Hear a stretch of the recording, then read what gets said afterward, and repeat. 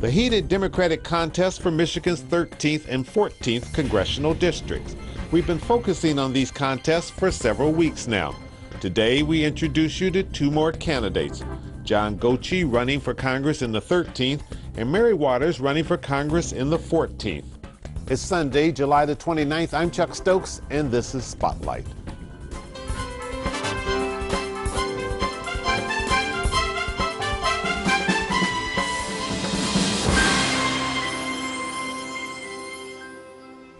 John Goci, Democratic candidate for the newly redrawn 13th Congressional District, one of our guests today on Spotlight. Mr. Goci, thank you for coming in.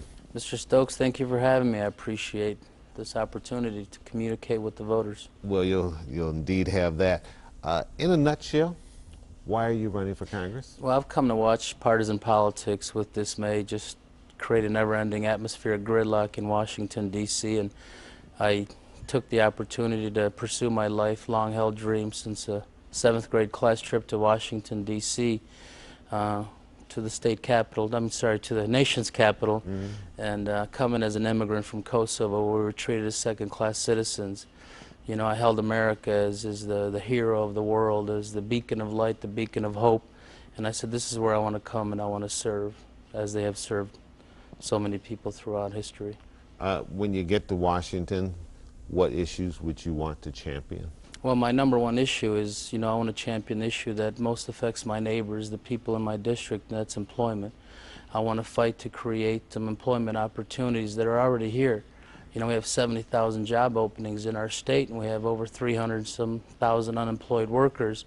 We need to create some opportunities in training through the unemployment office, public universities, and the private sector, because we have a lot of workers that are very talented that are missing just a few skills to fill those job openings. So I want to focus on, laser pinpoint focus on those skills they're lacking to get them those jobs. How would you do that from Congress when you're just one of 435 members of Congress? I would create a plan that would be a good plan that I would win the people over. I'm not just one. I have 14 other congressional candidates from Michigan there, and we have 2 senators. We're going to work as a team. And I have, over 600-some thousand constituents that have a vested interest in my success, and we're going to work together. We're going to call. We're going to put a pressure on Congress. We're going to put pressure in Washington. We need some help, and we need it now. I'm not going there alone. I'm just one of 600,000 residents of the 13th District and, people of Michigan. Tell us a little bit about your background and what in your background prepares you to be a member of the United States Congress. Well, I have that entrepreneurial spirit. I'm the only candidate in this race that is a small business owner. I have looked at long odds my whole life, and I've always overcome and succeeded. I have that desire, that passion to serve the public, and my neighbors are hurting, and I want to go there, and I want to be their hero. I want to be the guy that helps make their life easier. I want to be the one that champions their cause. I want to be the one that helps educate them, their children, so they can fend for themselves and be productive members of our community and our society. I have a passion for what I do, and people see that every day when I come in contact with them, and I'm winning people over every day. I don't have the political establishment with me, but I do have the people, and August 7th, we're going to see those results. Mr. Goci, what really separates you from your competition in this race? And it's a pretty crowded field, particularly on the Democratic side. Absolutely. If you like politics as usual, and if it's made you happier and your life is better off, then you stick with one of the other guys. If you want some change, if you want some new blood, I'm your guy. I'm not a career politician. I'm a hard-working entrepreneurial spirit. I bring a different attitude and a change to the table.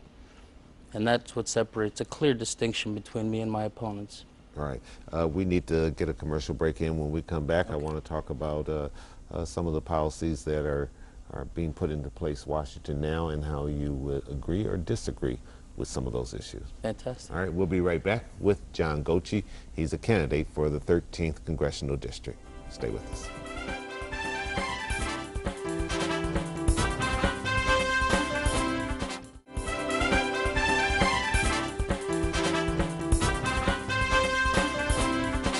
John Goci, Democratic candidate for the newly redrawn 13th Congressional District, our guest today on Spotlight. Mr. Goci, if you get to Washington, you're going to have to deal with a lot of different issues. perhaps one of the issues besides jobs, which you've already talked about, that people are most concerned about, and that's health care. The president certainly has pushed forward his plan. The Supreme Court has backed him up on that.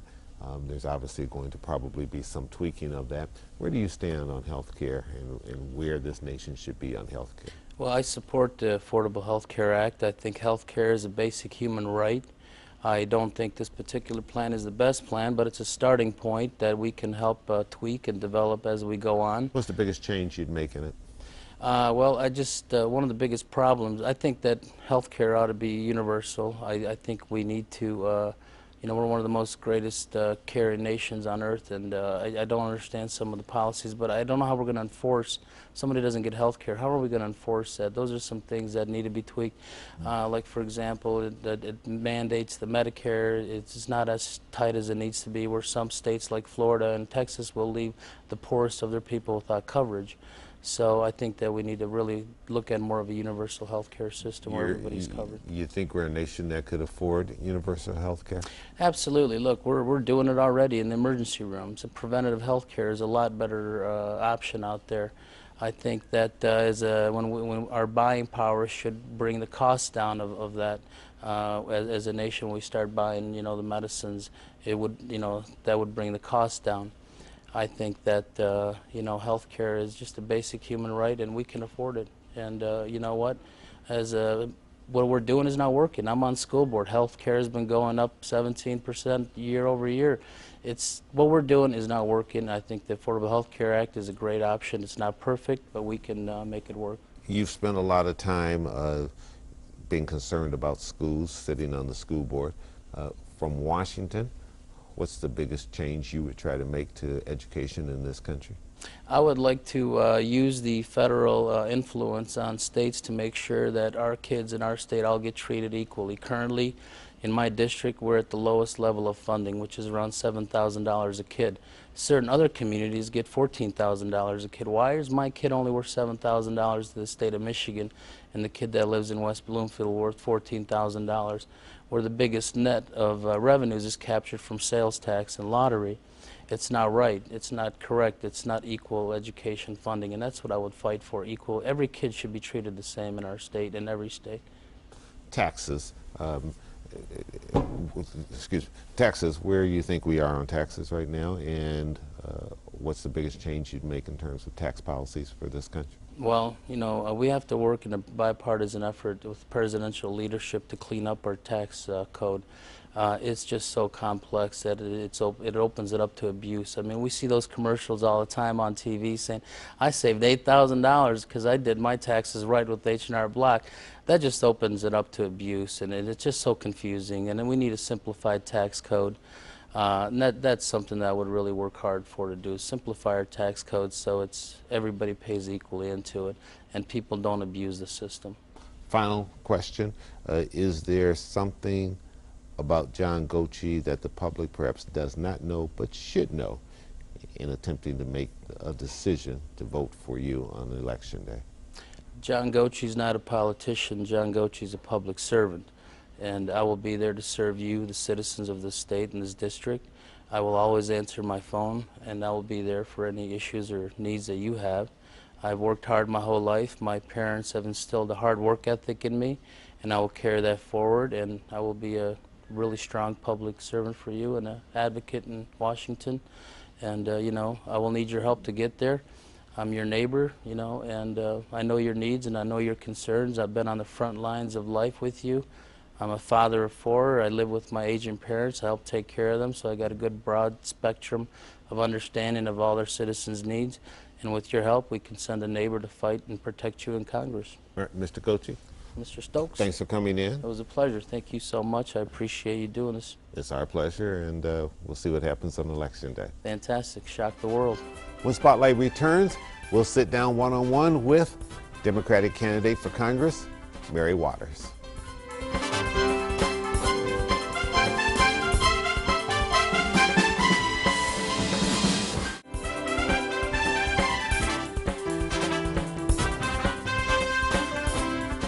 And joining me now on Spotlight is Mary Waters, former state representative here in Michigan, now candidate, Democratic candidate for Michigan's newly redrawn 14th Congressional District. Mary, welcome to Spotlight. Oh, thank you. How are you? I'm doing fine, doing Good. fine. In a nutshell, you've been through a lot the last few years. Why, at this particular time, do you want to run for Congress? I know you ran back in 2008 and you came close. I came very close, Yeah. and if anybody can recall, Rochelle Riley did interview me shortly after that, and I said that I would run again. So this is not anything that I just decided to do. I was delayed a little bit. I should have been running in 2010, but I had a delay. So now I decided to run in 2012. If elected to Congress, what is it that you want to be the champion of? One of the first things is at the top of my agenda happens to be single mothers. And let me tell you why. Because I believe that we need to eliminate the breeding grounds of crime. And we do that by making sure that single mothers have access to education, daycare, transportation, all those kinds of things to help them strengthen their families. Yeah. And you think that would get to the root of the causes? Oh, it would help tremendously. Yes, yes, I do believe that. Yeah. What else you want to do if you get to Congress? Oh gosh, I've been working so hard. I don't have the money that the other candidates have, but I can tell. Big handicap? It's a tremendous handicap. It shouldn't be, but it is, because you don't have a way to get your message out. But I want people to know that I've been coming up with plans in terms of education. I've been coming up with plans when it comes to tax for low income and middle income people. I've been thinking about the transportation I did. I'm talking about solutions. Now, everybody may not like my solution, but at least I'm offering up some. People oftentimes vote on name recognition, they vote on personality, they vote on backgrounds. Depends on the individual what's most important to them.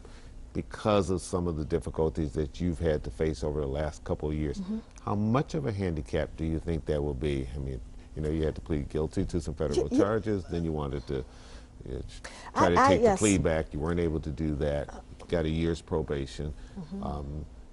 For some people, they'll look at that and that will be a black mark against you. Oh, yes, and let me first say that that is still in the works in terms of that particular conviction. That's number one. But number two, here's what I want people to remember me by. You know, when I was in Lansing, I served with honor and integrity. I did. I was there 6 years fighting on behalf of Detroiters as a state representative for the 4th District. There's nobody else that fought harder than I did. And I was always honest and straightforward with the people.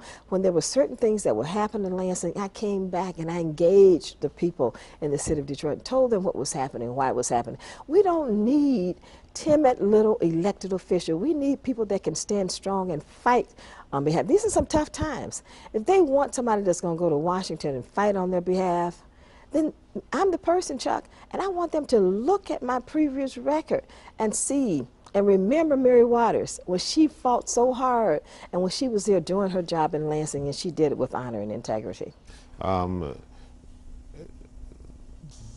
The problems that you face with the criminal system, how much should that weigh into people's decision about whether or not they should elect you to the United States Congress? Well, here's the thing. I want to take them back to what I did as an elected official. I serve with honor and integrity. I will serve with honor and integrity in Washington. And that's what they should be looking. That's what I'm asking them to look at. Now, the fact that I accepted this watch from my friend, my live-in friend, you know, it was viewed as something that was in poor taste. You know, but at the same time, I want people to remember me, who I truly, truly am.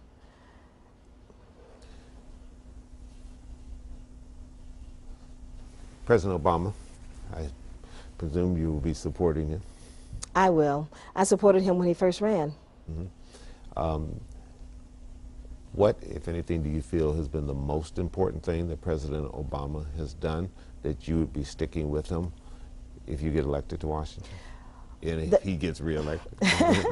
I believe that he will be reelected. I believe that it's going to be tough. But I believe that President Obama's heart is in the right place. He's a very smart man, and I believe that he wants to do what's best on behalf of all of America. And I'm going to tell you, while the Affordable Health Care Act is not perfect, it can use some work. I'm excited about it, and I'm excited about it because, for one, I'm a breast cancer survivor myself, and within there, You've been there. yes, I mean, I've been there, and I know what's important. And I know the fact that women will be receiving free mammogram screenings. I know how critical that is. Do you know how many people, how many women do not get mammograms because they cannot afford it? They cannot afford to go to a hospital or any other type of facility to get those mammograms. And breast cancer has become an epidemic among women. They need access. And those free mammograms are definitely going to help. So I'm telling you, the affordable health care, I have to say that's one of the #1 things that I like about it. All right, we need to slip a commercial break in. We'll come right back and we'll put some more questions to you. All right. Okay. Mary Waters, candidate for the newly redrawn 14th Congressional District. Our guest today on Spotlight. We'll be right back.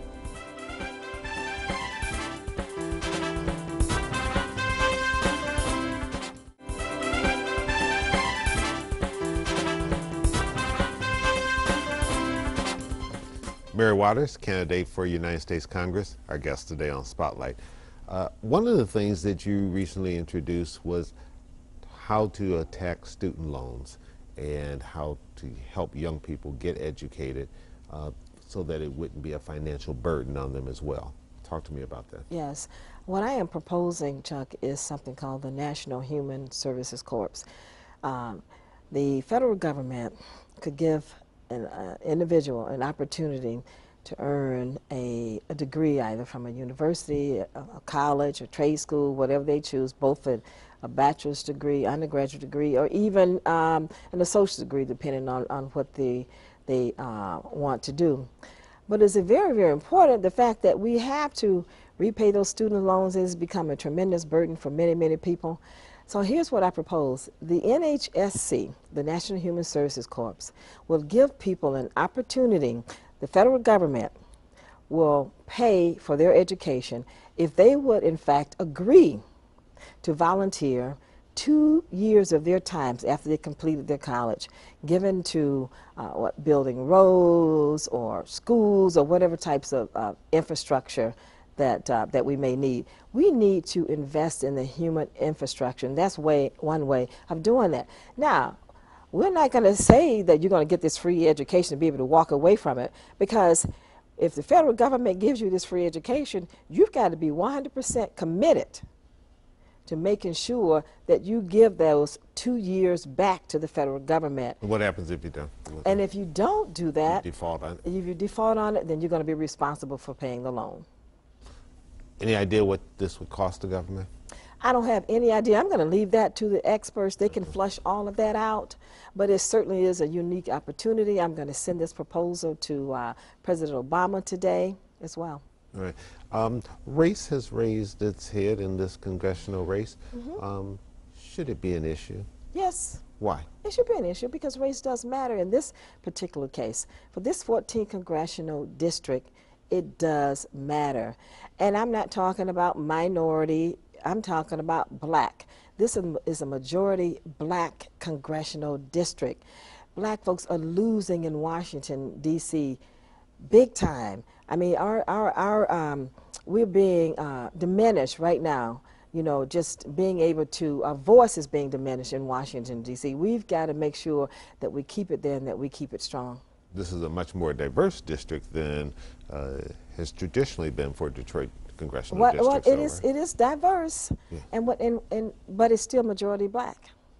It is still majority black. I mean, the numbers say that it's still majority black in this particular district, and race. It matters, Chuck. I mean, we can try and hide behind it. We can try and run away from it. But the truth of the matter is, let's just be honest about it. It does matter. Final question: is there anything about you that the voters perhaps don't know now, but they should know before they walk in and cast their ballot? Well, you know, I had an opportunity to to represent a great number of people or anything, because I was elected as a state representative, and that's, you know, from a district in the city of Detroit. But I've tried reaching out to a number of people in this entire district. I've traveled to Pontiac, to Farmington Hills, to West Bloomfield, various parts of this district, hoping and asking that they get to know Mary Waters for the person that she is. I will leave no stone unturned. They want somebody that's going to be there doing their job. I had a perfect attendance record when I was in Lansing. I was there working on behalf of the people that I represented. And that's what we should be doing, Chuck. I'm not in this race to give feel-good speeches to people. Folks, it's not that kind of thing. These are tough times, and you want somebody that's willing to go there, roll up their sleeves, and get the job done. And that's what I'm going to do. I want people to know that about me. And I'm not just saying that. If they give me an opportunity, they will see that I will walk the walk. All right. Mary Waters, thank you for coming in. All right. We'll see what happens on the campaign trail. All right. Thank you. All right. Thank you. Okay. Special thanks to all of my guests today. Don't forget that the primary election is on Tuesday, August the 7th. I'm Chuck Stokes. We'll be back next week with more Newsmakers in the Spotlight. We hope you have a great week.